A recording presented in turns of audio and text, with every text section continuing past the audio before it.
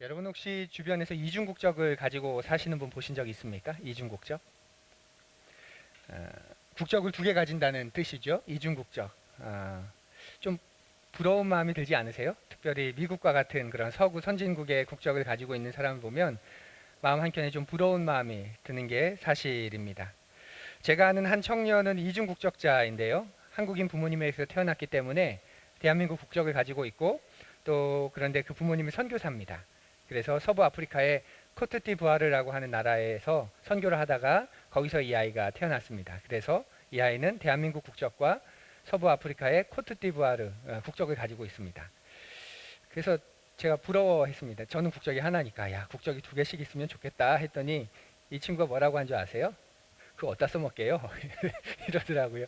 그러니까 우리나라보다 좀 잘 사는 나라의 국적을 가지고 있으면 좀 쓸모가 있는 거죠. 그런데 우리나라보다 좀 못 사는 나라, 열악한 나라의 국적을 가지고 있으면 그게 굳이 그렇게 쓸모가 있을까? 그런 아마 뜻일 겁니다. 미국과 같은 나라의 이중 국적을 가지면 좋지 않을까요? 뭐 시원이와 려원이가 아니군요. 예, 아이들이 그렇게 많은 분들이 두 개의 국적을 가지고 좀 더 나중에 공부할 때가 되면 좋은 나라에서 저렴한 가격에 그렇게 살길 원하는 마음 많이 가지고 있습니다.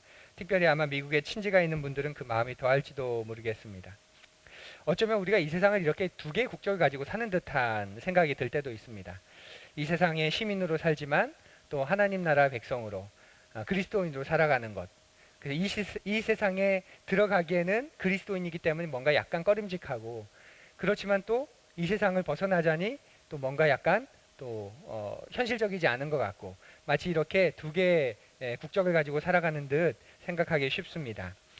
근데 성경은 우리를 뭐라고 이야기하냐면 우리가 이 세상의 거류민이라고 말합니다. 거류민. 오늘날의 표현으로 조금 표현하면 그 여행객 정도 되겠죠. 여행객. 더 정확하게 말하면 나그네입니다. 나그네. 여행객하고 나그네의 차이가 뭔지 아세요? 같은 점은 돌아갈 곳이 있다는 것. 그건 같은 점이죠. 여행객도 여행을 마치고 돌아가야 하는 게 있고 나그네도 이제 정처 없이 돌다가 다시 돌아가야 할 곳이 있습니다. 같은 점은 돌아가야 할 고향이 있다는 본향이 있다는 것. 원래 집이 있다는 게 같은데 다른 점은 여행객은 돌아갈 때 짐을 바리바리 싸들고 돌아갑니다. 그렇지 않습니까? 근데 나그네는 돌아갈 때 깔끔하게 돌아갑니다. 떠날 때 모습 그대로 가진 것 없이 단촐하게 그렇게 돌아갑니다. 하나님은 우리를 바로 그런 나그네라고 말합니다. 나그네. 성경을 통해서 우리가 왜 그런 나그네인지 어떻게 우리가 나그네의 삶을 살아간다는 것이 어떤 의미인지 오늘 좀 살펴보려고 하는데요. 성경에서 우리의 신분에 대해서 여러 곳에서 말합니다. 가장 대표적인 말씀이 빌립보서 말씀인데 우리 같이 읽어볼까요?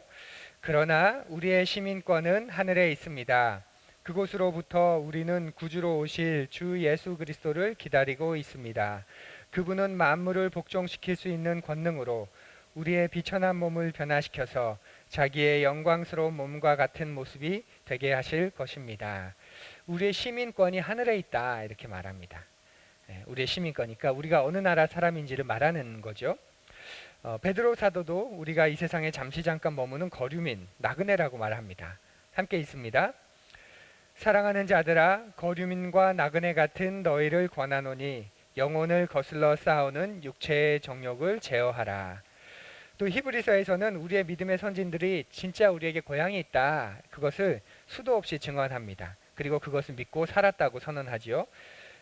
그들이 이제는 더 나은 본향을 사모하니 곧 하늘에 있는 것이라. 이러므로 하나님이 그들의 하나님이라 일컬음 받으심을 부끄러워하지 아니하시고 그들을 위하여 한 성을 예비하셨느니라.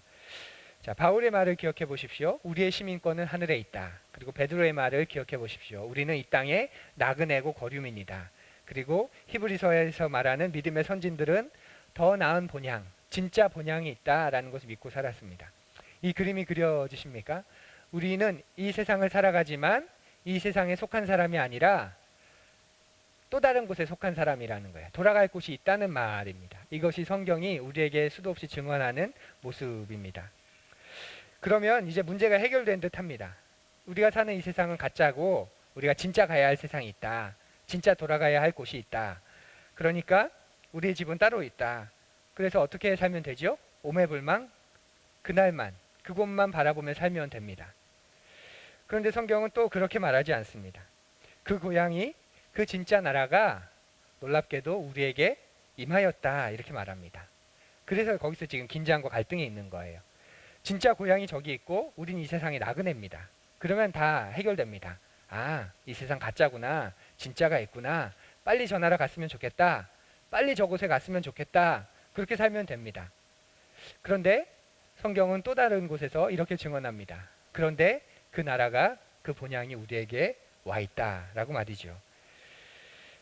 자, 그것이 어떤 의미인지 오늘 말씀을 통해서 우리 같이 살펴보려고 합니다. 먼저 우리 성경의 이야기를 한번 좀 정리할 필요가 있는데요.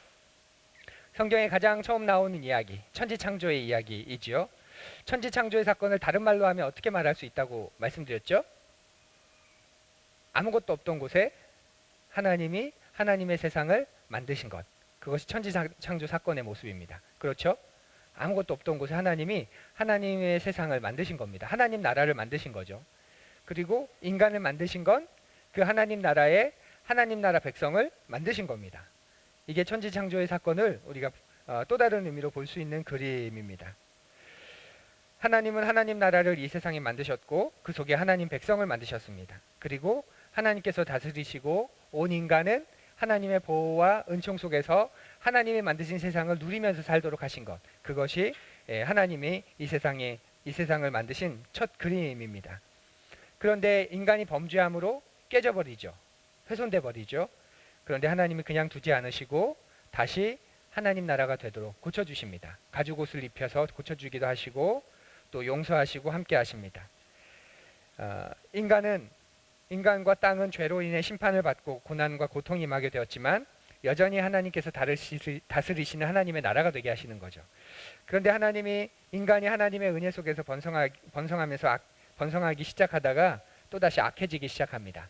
마지막에 악해질 대로 악해진 세상을 하나님이 어떻게 하시죠? 물로 심판하십니다.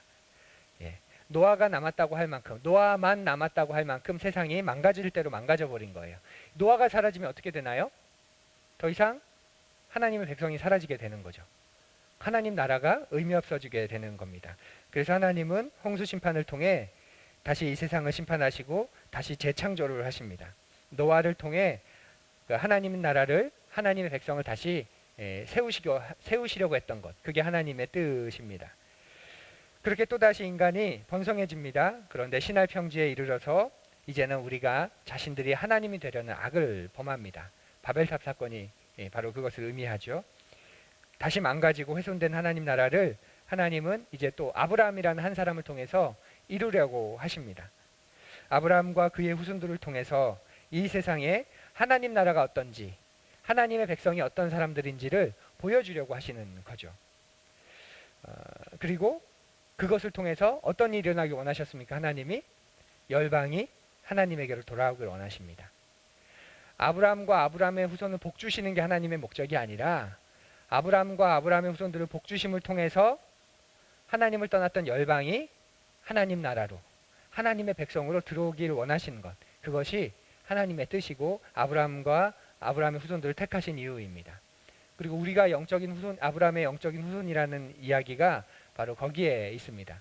하나님의 목적은 우리를 복주시는 게 아닙니다. 우리의 인생을 지키시고 보호하시고 우리와 함께 하시면서 열방이 우리를 보며 아, 하나님 나라가 있구나. 하나님 나라는 저런 모습이구나. 하나님 나라의 백성은 저렇게 사는구나. 그걸 보면서 하나님께 나오길 원하시는 것. 그것이 하나님의 뜻이죠. 하나님 모세를 통해서 시내산에서 언약을 맺지요. 그 언약의 핵심이 나는 너희의 하나님이고 너희는 나의 백성이다. 하나님이 통치자, 이스라엘은 그 하나님 나라의 백성. 이 관계를 이제 맺으십니다. 그리고 이것은 구약에만 나오는 게 아니라 신약에도 나와요. 신약에서도 우리가 보면 예수님께서 가르치신 핵심적인 가르침, 핵심적인 사상이 뭘까요? 성경을 한마디로 말한다면, 예수님이 가르치신 것을 한마디로 말한다면 뭘까요? 사랑이라고 많이 말합니다. 사랑. 그런데 사랑은 사상이 될 수는 없지요. 사랑은 기독교만이 아니라 세상의 모든 어떤 종교나 또 철학이나 모든 것들이 사랑을 말합니다. 심지어는 대중가요도 사랑을 말하고 드라마도 사랑을 말하죠. 인문학자들도 말하고 또 심지어는 잠시만요. 넘어가 버렸네요. 보험 중개업을 하시는 분들이나 또 심리 카운슬러나 카드 회사들도 사랑을 말합니다. 그래서 사랑은 독특한 사랑이 될 수 없습니다. 사랑은 보편적인 이야기 때문에 그래요. 또 사랑은 사상이라기보다는 뭐에 가깝죠? 윤리에 가깝죠. 윤리. 우리가 살아야 하는 삶의 방식, 윤리에 가깝습니다. 그래서 예수님의 핵심적인 가르침, 예수님이 독특하게 가르치신 예수님만의 가르침이라고 말하기에는 무리가 있습니다. 왜 제가 이것을 말하냐면 도대체 예수님이 다른 게 뭐야? 이런 질문이 나오잖아요. 종교는 다 똑같지 왜 기독교가 달라? 뭐 예수나 부처나 뭐 똑같이 자 그냥 이 세상에서 잘 살라고 얘기한 거잖아. 똑같잖아. 세상은 이렇게 말하죠. 그렇기 때문에 우리는 말해 주어야 합니다. 예수님만의 독특한 가르침. 예수님은 달라. 예수님이 그러면 무엇을 다르게 말씀하셨을까? 우리가 발견해야 하죠. 예수님의 핵심적인 가르침, 예수님의 독특한 가르침 사상은 뭐냐면 바로 하나님 나라입니다. 뭐라고요? 하나님 나라예요. 하나님 나라. 아주 분명히 성경에 나와 있는데 우리가 그동안 관심이 없었기 때문에 오랫동안 잊고 있었죠. 하나님 나라는 예수님의 첫 설교, 첫 가르침에 등장합니다. 우리 함께 읽어볼까요?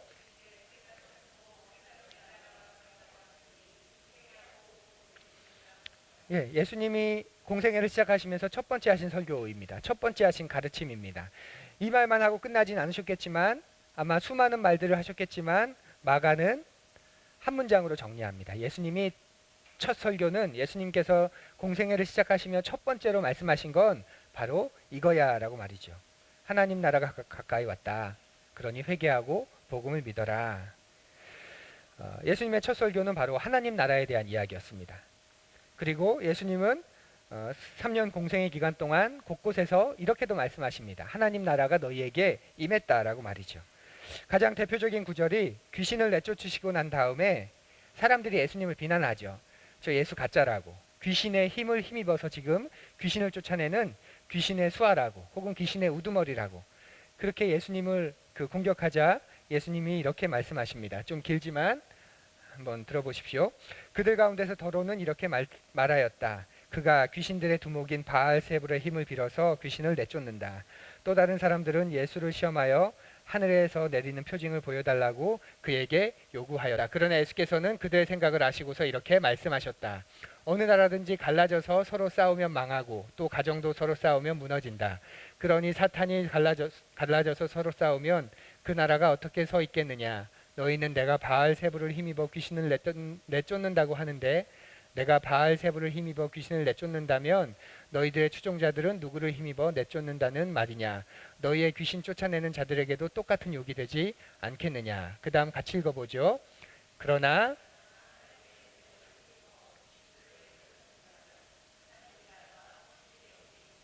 이 말씀 제가 조금 개인적으로 번역을 한 말씀인데요. 이런 뜻입니다. 하나님 나라가 너희에게 임했다. 그 증거가 뭔지 아느냐? 지금 귀신들이 물러나고 있다. 이 말입니다. 왜 이 말이 하나님 나라가 이 세상에 임한 증거가 되냐면 예수님이 혹시 귀신을 쫓아내시거나 그 죄를 뭘 하실 때 막 곰곰이 색출하시고 찾아내시고 그러시고 난 다음에 죄 거기 숨어 있었네. 귀신 거기 숨어 있었네. 이렇게 말씀하시면서 쫓아내셨을까요? 아니죠. 예수님이 그곳에 오니까 귀신들이 자진신고하는 거죠. 다윗의 자손이여 내가 당신과 무슨 상관이 있나이까. 예수님이 그곳에 임하니까 귀신들이 물러섭니다. 그러니까 어둠이던 곳에 빛이 오니까 어둠이 사라지는 것과 마찬가지인 거죠. 예수님이 지금 그것을 말씀하시는 겁니다. 예수님이 이곳에 임하니까 하나님이 인간의 몸으로 이 땅에 임하니까 그곳에 귀신 들린 자들이 또 그 죄가 물러가게 됩니다. 그러면서 하시는 말씀이 지금 하나님 나라가 너희들에게 임하였다. 이렇게 증언하십니다. 또 우리가 그의 제자들을 한번 볼까요?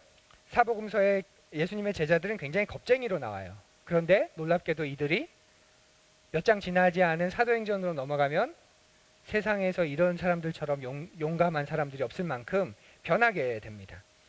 예수님이 십자가에 달리실 때 혹은 예수님이 잡혀가실 때 살기 위해서 도망갔던 자들이, 그리고 숨어있던 자들이 3, 4일밖에 지나지 않았는데 어마어마한 사람으로 변해 있습니다. 그 계기가 뭘까요? 왜 제자들은 그렇게 죽음마저도 두렵지 않도록 변화되었을까요? 왜 변했죠? 제자들이요? 사도행전을 보면 성령 충만해서, 그렇죠? 성령을 경험했기 때문에 제자들이 변화되었다, 이렇게 이야기하는데, 분명 제자들이 성령의 충만함을 받긴 했지만 성령의 충만함이 사람을 그렇게 뒤집어 놓거나 바꿔 놓지는 않죠. 우리의 경험이 그렇지 않습니까? 부흥회를 통해서 혹은 수련회를 통해서 성령의 충만함을 받기를 원합니다. 왜냐하면 성령을 경험하면 우리가 뒤집어진다고 생각하기 때문에. 그리고 실제로 수련회 때나 캠프 때나 또 부흥회 때나 기도 중에 혹은 말씀 중에 뒤집어지는 듯한 그런 은혜를 경험하는 사람들이 있습니다. 근데 문제가 뭡니까? 한 이틀 지나면 다시 뒤집어지는 거죠. 분명히 성령께서 뒤집어 놓으셨는데 또 뒤집어집니다. 성령 우리를 그렇게 뒤집어 놓는 분이 아닙니다. 성령의 충만함을 통해서 우리가 더 하나님을 기쁘시게 하는, 더 하나님께 가까이 가는 그런 친밀한 삶을 살게 되지만, 그러나 성령께서 나도 원치 않는데, 나는 그렇게 원하지 않는데 어쩔 수 없이 성령 충만해져 버려서 내가 변화되는, 그렇게 우리를 바꾸시는 분, 그렇게 우리의 인격을 마음대로 바꿔놓지 않으십니다.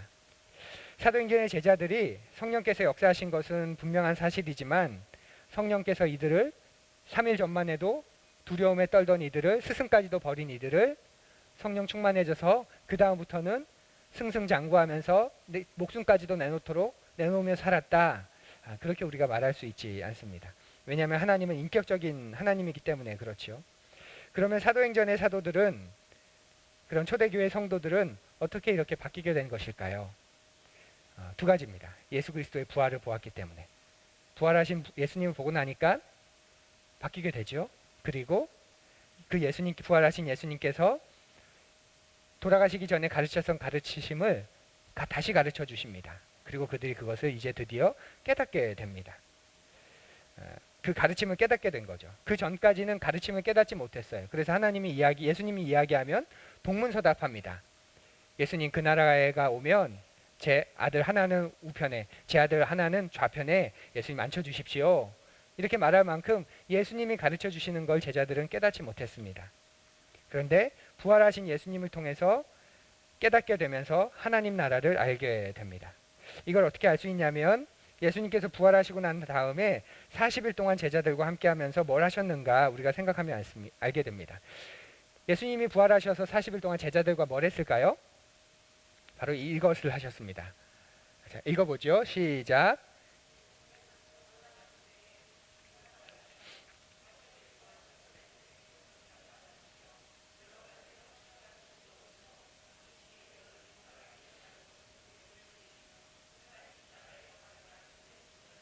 예수님 부활하시고 두 가지 하신 거죠.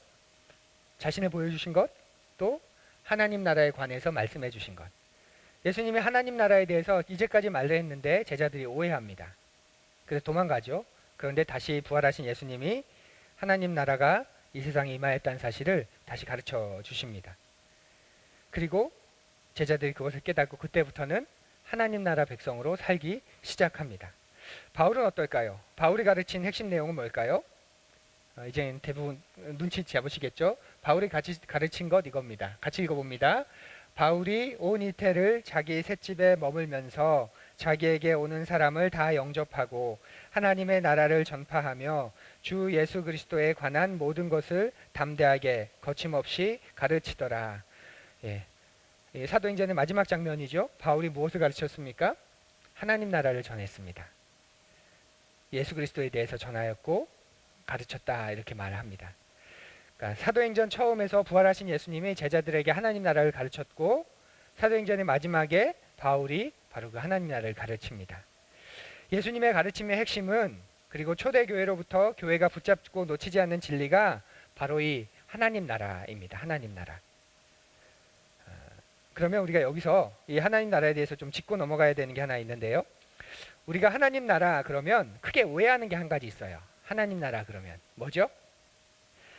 이게 구약의 사고관이기 때문이기도 한데 우리 민족의 사고관이기도 한데요. 바로 이건 것입니다. 이때부터 예수께서 비로소 전파에 이르시되 회개하라 천국이 가까웠느니라 하시더라. 마태복음에서 하나님 나라를 천국이라고 표현합니다. 천국. 자, 마가복음에서는 하나님 나라라고 말했는데 마태복음에서는 천국이라고 말해요. 이 어감 차이가 느껴지세요? 마태복음 누구에게 쓴 책이냐면 유대인들에게 쓴 책입니다. 유대인들은 하나님의 이름을 존귀한 이름이기 때문에 입에 담을 수가 없었습니다. 그래서 마태복음을 읽어보면 하나님이라는 표현은 나오지 않습니다. 그 대신 아버지, 또 하나님 나라가 아니라 그 나라, 아버지의 나라 혹은 천국 이렇게 표현되어 있습니다. 그런데 마가복음에서는 대상이 유대인이 아니기 때문에 하나님 나라 이렇게 하나님에 대한 이름, 하나님을 직접적으로 표현합니다. 그런데 우리는 이 하나님 나라보다는 천국 여기가 더 가깝습니다. 그리고 늘 신약을 읽을 때 어디만 읽고 끝나죠? 마태복음만 읽고 끝나잖아요. 마태복음 읽고 또 덮고 다시 읽어야지. 다음 해에 마태복음 읽고 또 덮고 그 다음에 올해는 꼭 일독해야지. 마태복음 읽고 또 덮고. 그러니까 우리에게는 용어적으로 보면 하나님 나라보다는 천국만 존재하는 겁니다. 그런데 이 천국이 우리한테는 굉장히 익숙한 단어이죠. 바로 천당이라는 단어와 유사해 보입니다. 죽어서 가는 곳. 그 마가복음만 넘어가도 우리가 이해할 수 있는데 마가복음으로 넘어가지 않으니까 자꾸 죽어서 가는 저 천국, 천당만 우리에게 존재합니다.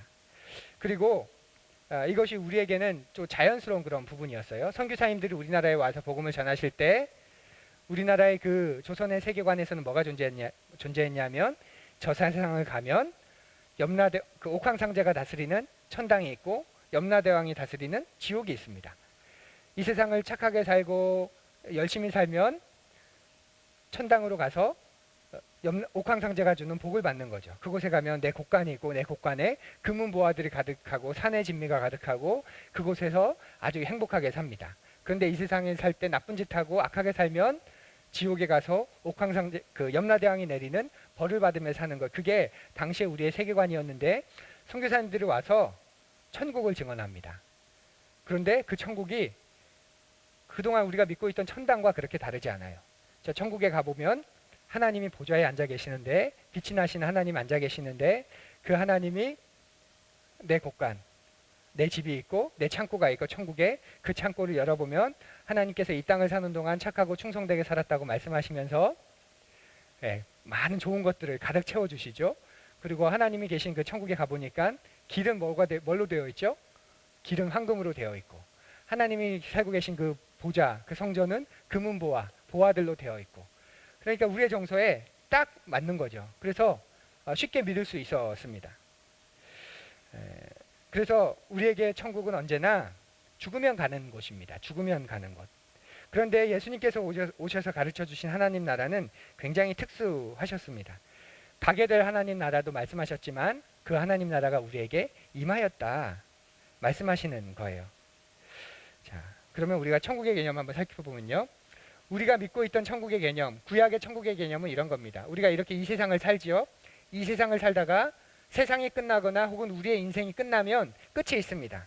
그러면 어떤 일이 생기냐면 이제 이 세상을 떠나서 저 천국으로 가게 되는 것. 이게 구약의 세계관이고 우리가 오랫동안 믿고 있던 세계관입니다.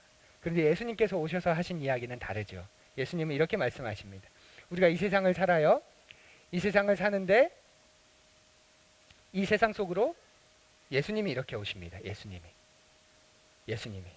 그런데 구약의 세계관으로 보면 예수님이 오셨으면 하나님이 이 세상을 오셨으면 심판이기 때문에 어떻게 돼야 되죠? 끝이 나야 됩니다. 근데 끝이 나지 않고 계속 이 세상이 이어집니다. 언제까지 이어지냐면 예수님이 다시 오실 때까지 이어지죠. 그런데 예수님이 이 세상에 오신 후부터 성경은 무엇이라 말하냐면 하나님의 나라가 이 세상에 임하였다. 하나님 나라가 너희에게 임하였다 이렇게 말합니다. 이 그림이 이해되세요? 굉장히 중요한 그림이에요. 이 세상 속에서 예수님이 이 세상 속으로 들어오십니다. 그러면 이 세상은 끝이 나야 되는데 이 세상은 계속 이어지고 예수님이 오심과 동시에 하나님 나라가 시작되게 되는 거죠. 그리고 이 세상은 예수님이 다시 오면서 끝나게 되고 그리고 그때부터는 하나님 나라만 존재하게 됩니다. 우리는 지금 어디를 살고 있냐면 바로 이 세상을 살고 있습니다. 이 세상을. 이게 우리가 살고 있는 우리의 실존의 모습입니다. 실존의 모습. 이미 오신 예수님과 다시 오실 예수님 사이를 살고 있고, 또 이미 시작된 하나님 나라와 장차 완성될 하나님 나라, 이 사이를 우리가 살고 있는 거예요. 그래서 우리는 두 신분을 가진 듯 합니다. 두 신분을 가진 듯. 이 세상 속에 속하여 살는데 또 하나님 나라에 속하여 사는 듯한 이 두 신분을 가지고 살아가는 것. 이것이 우리의 신분입니다. 예수님이 떠나시면서 이런 말씀을 하셨죠. 내가 비옵는 것은 그들을 세상에서 데려가시기를 위함이 아니요 다만 악에 빠지지 않게 보전하시기를 위함이니이다. 내가 세상에 속하지 아니함 같이 그들도 세상에 속하지 아니하였사옵나이다. 예수님이 돌아가시기 전에 기도를 하면서 하나님께 어떤 기도를 하시냐면, 예수님이 이 세상을 떠나시는데 우리도 이 세상을 떠나기 위한, 데려가 달라고 기도하지 않으시고, 우리는 이 세상에 여전히 두는, 그래서 이들을 보호해 달라는 그런 기도를 하십니다. 그러니까 우리가 이 세상을 살지만 하나님 나라가 이 세상에 임하여서 그 하나님 나라 백성으로 이 세상을 산다는 것을 우리가 생각해 볼 수 있는 것이죠. 그러니까 우리가 어느 나라에 속한 사람인지 분명해집니다. 우리는 저 위에 속한 사람들입니다. 그런데 이 세상을 살면서 저 하나님 나라에 속하여서 사는 그런 사람이라는 거죠. 그래서 우리에게 천국은 죽어서 가는 곳이 아닙니다. 하나님 나라는 살아서 들어가는 곳입니다. 우리가 그런 사람이에요. 근데 우리에게 문제는 뭐냐면, 죽어서 가는 하나님 나라만 있고 살아서 경험하는, 이미 임한 하나님 나라는 없다는 거지요. 그래서 하나님 나라를, 이미 임한 하나님 나라를 믿고 사는 것하고 내가 죽어서 가는 하나님 나라만 생각하고 사는 것하고는 천지 차이입니다. 그 예로 한 사람을 소개하려고 하는데요. 1974년에 필리핀의 루방이라는 한 작은 섬에 오노다 히로라고 하는 일본 군인이 발견되게 되죠. 2차 세계대전 당시에 22살의 나이로 일본군 장교로 참전하게 됩니다. 그런데 1945년 8월 15일에 일본이 항복하면서 전쟁이 끝나는데, 이 오노다 히로와 그의 수하 몇 명은 그 사실을 듣지 못합니다. 그리고 더 깊은 필리핀 정글 속으로 숨어듭니다. 전쟁이 끝나고 난 다음에 곳곳에 숨어있는 일본군들에게 전쟁이 끝났다, 투항하라고 말하지만 오노다 히로는 미군의 속임수라고 믿지 않습니다. 그리고 1950년 이후에 일본의 각계각층에서 오노다 히로를 돌아오게 하려고 여러 가지 방법을 동원하는데 오노다 히로가 듣지 않습니다. 오히려 계속 그 속임수라고 듣게 되죠. 그러다가 한 기자가 그 사실을 듣고 호기심을 느껴서 그 루방섬으로 갑니다. 그리고 오랜 시간 만나려고 하다가 그 오노다 히로를 만나게 되고 그에게 자초지정을 이제 설명합니다. 그리고 나서 오노다 히로가 수긍합니다. 그런데 자기는 군인이기 때문에 내 직속 상관이 명령을 내리지 않으면 내가 돌아갈 수 없다, 이렇게 말하죠. 그래서 전후에 흩어져 있던 이 오노다 히로의 직속 상관들을 찾다가 한 명이 생존해 있는 것을 발견하게 되고, 그를 불러서 도서관을 서점 운영하고 있는 그를 불러서 투항 명령서를 직접 전달하면서 이 오노다 히로가 돌아오게 됩니다. 오노다 히로가 이 루방섬에서 나올 때의 모습을 이렇게 묘사합니다. 소총 한정, 실탄 500발, 수류탄 6개, 그리고 날이 날카롭게 선 칼, 당장이라도 사용할 수 있도록 그렇게 그가 살았던 것이죠. 그 영상을 한번 우리 보겠습니다. 여러분, 이 사람은 어떻게 생각하시겠습니까? 뭐라고 부르시겠습니까? 제정신이 아닌 사람이죠. 망한 나라 붙잡고 평생을 치열하게 산 그런 사람입니다. 치열하게 산 걸로 치면, 열심히 산 걸로 치면, 자기 철학과 자기 주관과 자기 합리화를 가지고 중심을 가지고 주체적으로 산 것으로 치면 이 사람보다 더 주체적으로 산 사람이 없습니다. 이 사람보다 더 치열하게 산 사람 없고, 이 사람보다 더 자기 주관을 가지고 산 사람 없습니다. 그런데 어리석은 사람이죠. 제정신이 아닌 사람이죠. 전쟁이 끝났는데 전쟁이 안 끝났다고 믿고 삽니다. 일본이 망했는데 자기 나라 안 망했다고 믿고 삽니다. 그러면서 정말 치열하게 삽니다. 아까 나올 때 사진 보시지 않으셨습니까? 인관할 때 그 앳된 얼굴이 나올 때 일본 무사처럼, 사무라이처럼 매섭게 이렇게 변해 있습니다. 29년을 정글에서 혼자 살아남아서 흐트러지지 않고 끝까지 긴장을 유지하면서 30명을 죽였고 100명을 부상시켰습니다.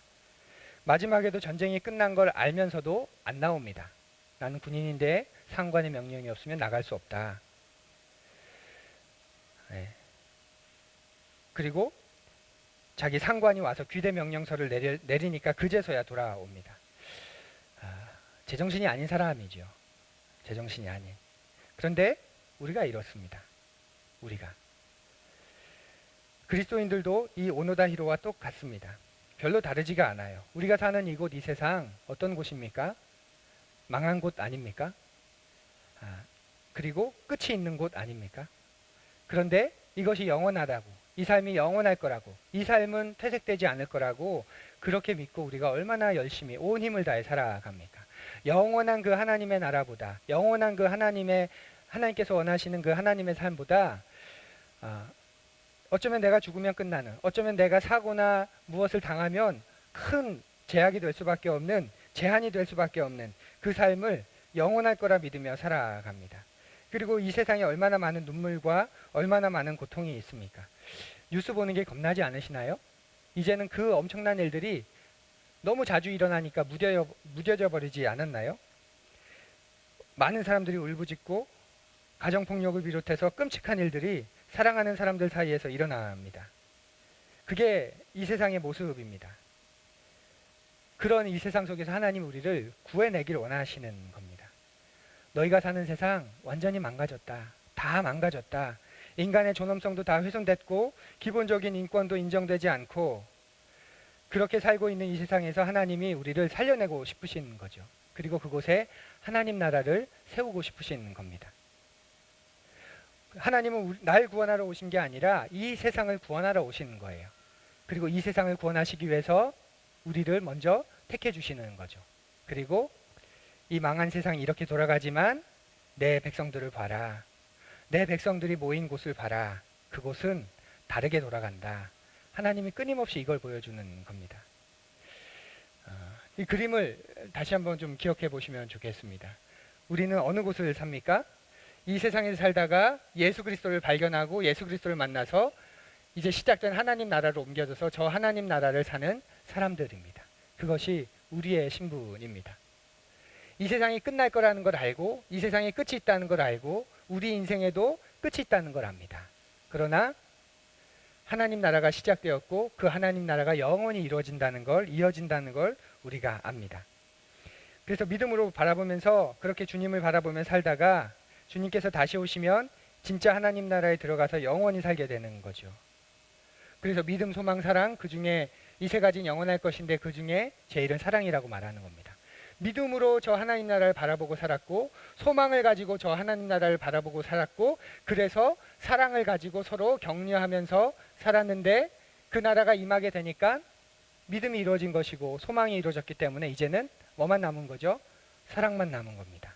그래서 하나님 나라의 가장 큰 특징이 사랑이고 이 세상에 하나님 나라로 보여주신 교회 공동체, 이 공동체의 가장 큰 특징은 바로 사랑입니다. 사랑. 그 믿음과 소망을 가지고 살면서 사랑을 가지고 사는 거예요. 그래서 그 공동체에 사랑이 없다. 그것은 하나님 나라 공동체임을 포기한 겁니다. 건물이 없어서가 아니고 또 사람이 적어서도 아니고 또 그곳에 뭔가 그 프로그램이나 그런 게 없어서가 아니라 그곳에 사랑이 사라진다면 더 이상 그건 하나님 나라의 공동체가 아닙니다. 우리의 가정이 하나님 나라이길 원하십니까? 그곳에 사랑이 있어야 합니다. 우리의 교회가 하나님 나라다워지기를 원하십니까? 우리 안에 서로를 향한 또 세상을 향한 사랑이 작동해야 합니다. 그럴 때 우리가 하나님 나라가 되고 하나님 나라 백성이 되는 것이지요. 여러분은 어느 곳에 인생을 투자하며 사시겠습니까? 제자들이 그걸 깨달은 거예요. 하나님 나라가 이루어졌구나. 하나님 나라가 진짜 예수님 말처럼 이 세상에 시작된 거구나. 그리고 제자들이 이제 바뀌게 됩니다. 이 세상에서 죽을까봐 두려워 살았는데 하나님 나라가 시작됐다는 걸 알고 이제부터는 그 하나님 나라에 속한 사람으로 살아가게 되는 거죠. 사랑이 작동하는 하나님 나라. 그래서 서로 유무상통하고 서로의 생명을 책임져 주면서 살아가는 그 삶이 바로 거기서 임하게 된 것입니다. 우리는 하나님 나라에 속해서 사는 사람이다. 부활하신 예수님을 보면서 확신하게 된 것이고 이 세상은 그래서 완전히 패했다. 망했다. 곧 끝이 온다. 이렇게 믿고 사는 것이죠. 그렇게 보면 우리가 저 하나님 나라를 바라보며 사는 건 헌신이 아닙니다. 헌신. 그건 상식인 거죠. 이미 망한 나라를 붙잡고 사는 게 헌신이고 믿음이 필요한 것이지, 우리에게 찾아오신 하나님 나라를 믿고 바라보며 사는 것은 상식입니다. 투자할 때 건강한 회사에 투자하는 걸 아무도 믿음이라고 얘기하지 않죠. 딱 보면 건강해요. 발전 가능성이 있어요. 거기에 투자하는 건 상식이라고 말합니다. 그런데 이미 망한 회사, 곧 망할 회사, 건강하지 못한 회사, 그런 회사에 투자하는 건 믿음이 아주 대단해야 합니다. 우리의 신앙생활을 다시 한번 좀 돌아보면 좋겠습니다. 우리는 무엇을 바라보고 살 것인가? 나는 무엇을 바라보면서 살 것인가? 나는 어느 곳에 속한 사람으로 이 세상 속에서 살 것인가? 이 세상을 살다가 예수 그리스도를 통해서 하나님 나라를 발견한, 그리고 그 하나님 나라를 경험하는 그 하나님 나라 백성으로 살 것인가? 아니면 여전히 이 세상을 살다가 예수님을 만났지만 여전히 이 세상을 신뢰하고 이 세상을 바라보며 이 세상이 전부인 것처럼 살 것인가? 우리의 신분을 다시 한번 우리가 어떤 사람인지 우리가 바라보기를 원합니다. 그래서 거류민이라고, 나그네라고, 장차갈 본향이 있다고 우리의 믿음의 선진들이 끝까지 잃지 않고 그렇게 살아간 것이지요. 저는 여러분과 우리의 자녀들이 인생을 오노다 히로처럼 살지 않기를 바랍니다. 이 세상이, 망한 이 세상이, 끝난 이 세상이, 더 이상 다르게 작동하지 않는 이 세상이 여전히 좋고 여전히 유효한 것 같고, 그래서 이 세상이 하나님 나라보다 더 강력한 것처럼 믿고 그렇게 살지 않기를 원합니다. 혹시 그렇게 살고 싶으시다면 그렇게 살아보십시오. 마지막에는 남는 게 없으실 겁니다. 이건 다 끝나는 것이고 저것이 영원하기 때문에 그렇지요. 성탄절은 바로 이 놀라운 하나님 나라가 이 세상에 임한 사건입니다. 이 세상에 침범한 사건입니다. 그래서 성탄절이 중요한 이유가 바로 거기에 있습니다. 사랑하는 여러분, 오늘 밤 기도하면서 주무실 때 한번 생각해 보십시오. 나는 어떤 구원을 받았는가? 나는 내가 지금 하나님 나라에 들어간 구원을 받았는가? 아니면 내 죄사함 받고 죽으면 천당 가는, 그래서 이 땅에서는 여전히 아등바등하며 살아야 하는 그런 구원을 받았는가? 이 구원이 죽고 난 다음에는 효력이 있지만 죽기 전에는 별 그런 효력이 없는 그런 구원을 받고 살아가시는지, 아니면 내가 지금 하나님 나라에 들어가고 하나님 나라가 지금 우리에게 찾아와서 그 하나님 나라의 방식과 그 하나님 나라의 방법으로 살아가는 그런 구원을 받았는지, 그리고 우리의 자녀들이 어떤 구원을 받고 살기를 원하는지 기도하시면서 또 생각하시면서 우리를 그렇게 구원하신 하나님을 감사하는 그런 오늘 하루 되시기를 바랍니다. 기도드립니다.